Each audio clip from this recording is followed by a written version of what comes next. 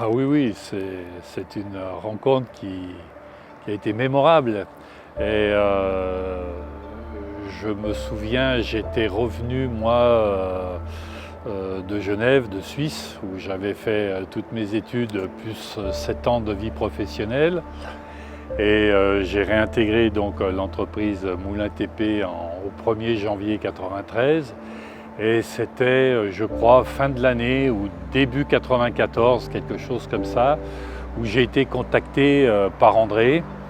On était en chantier sur le Rhône au niveau de la Cité internationale et j'ai fait un premier déjeuner avec André. Forcément, il allait un peu vite pour moi, qui revenait de Suisse. J'ai pas tout compris, mais le peu que j'ai compris, 30%, j'ai trouvé ça, m'a énormément intéressé. Et assez rapidement, une semaine après ou 2 semaines après, on s'est à nouveau rencontrés pour approfondir, voilà, parce que j'avais plein de questions et je voulais continuer à échanger avec lui. Et effectivement, ça m'a bien plu. J'ai vu qu'on était assez complémentaires dans les caractères, etc. Et bien finalement, ça a été une très très belle rencontre puisque ça a mené à la création d'RMF en 1er février 1995. Donc l'enchaînement a été assez rapide entre cette première rencontre, un an et demi. Et voilà ma première rencontre avec André, comment ça s'est passé. Alors le partenariat avec Chambard, si je replace un petit peu dans la stratégie qu'on avait évoquée avec André, assez rapidement André voulait un positionnement régional et on avait idée de faire deux points importants dans la région, bien sûr Lyon, mais aussi le côté grenoblois. Donc en même temps que par le biais des RMF, on a développé, je dirais, l'industrie routière, on cherchait aussi à s'appuyer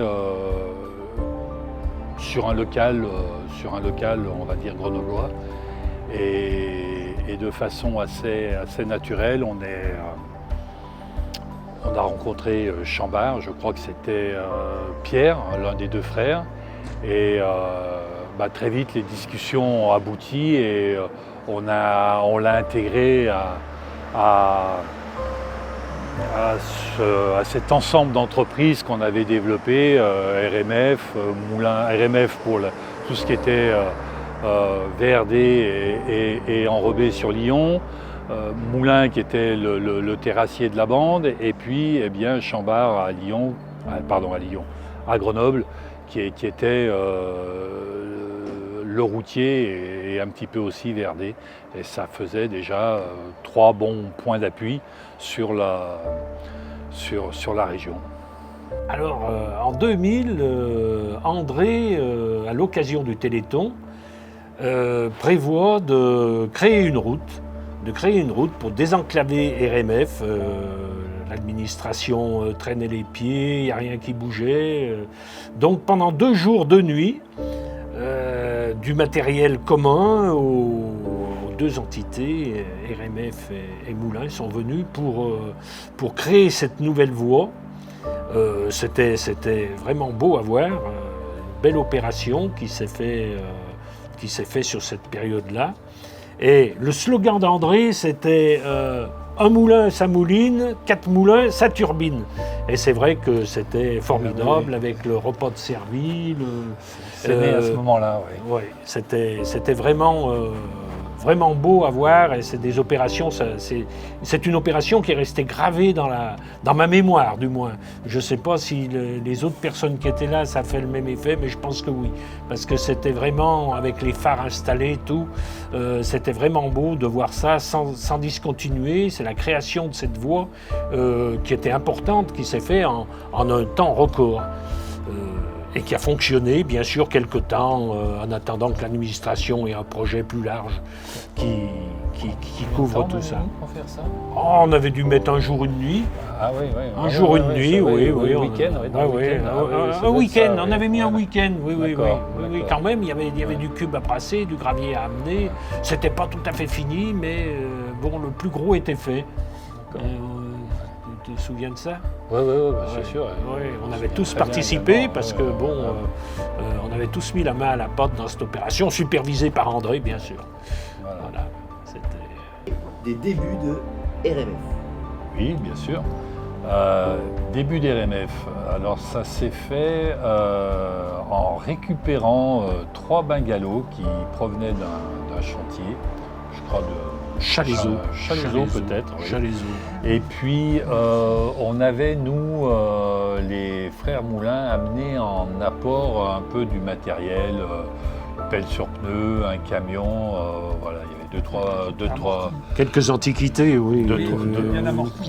Voilà, 2-3 bricoles comme ça. Et puis, on avait aussi récupéré 2 fourgons de l'ex-entreprise Piani, qui était à l'époque un peu notre mentor.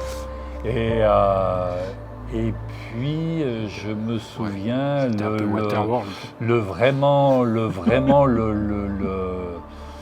le déclic, je crois que c'est quand André et moi avons signé le bon de commande pour la commande du poste RM 120, si je dis pas de bêtises, de chez Hermont. Et là, vraiment, l'aventure est partie et ça a décollé, ça a tout de suite bien marché. Et bon, il y avait plus d'activité à l'époque, mais on a pris notre élan,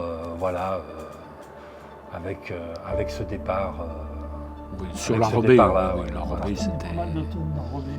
Alors l'esprit Jedi, l'idée elle est venue au départ du nom de la holding qu'on avait créée, R2D2. C'était mon idée, ça, de donner ce nom à la holding. Il fallait un nom qui n'ait pas trop de lien avec les sociétés qu'on avait.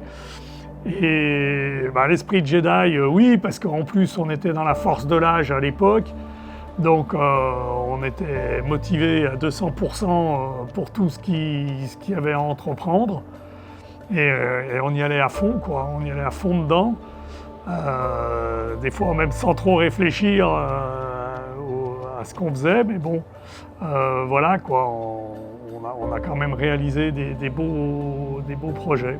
Ouais, à l'époque, c'était être guerrier et puis on avait peur de rien, quoi. Donc nous, rien ne nous faisait peur. L'activité aussi permettait aussi de le faire. C'était autre chose, quoi. Donc on y allait, on y a mis dedans. Et là, c'est vrai qu'avec André, en plus, qui lui savait nous motiver, on faisait une belle équipe. Le reste, c'est le futur commun. Connaissant André, il faut absolument décrypter cette phrase. Avec André, lors de notre première rencontre, ce qui m'avait plu, c'est qu'il ne s'arrêtait pas à une simple affaire ou un simple business. Pour André, il faut que ça ait du sens, ça s'inscrit dans quelque chose de beaucoup plus large, presque civilisationnel, je dirais, voire même chrétien, le connaissant, ça n'étonnera personne.